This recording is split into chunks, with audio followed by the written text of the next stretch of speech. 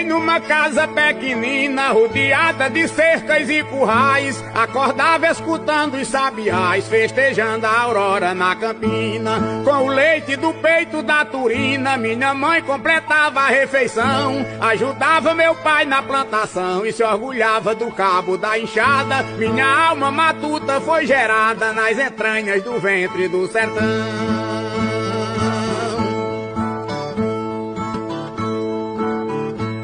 Sou matuto, cresci na agricultura, me banhando com água da goteira, vendo o pai cortar a unha de peixeira, mãe num caco torrando tanajura.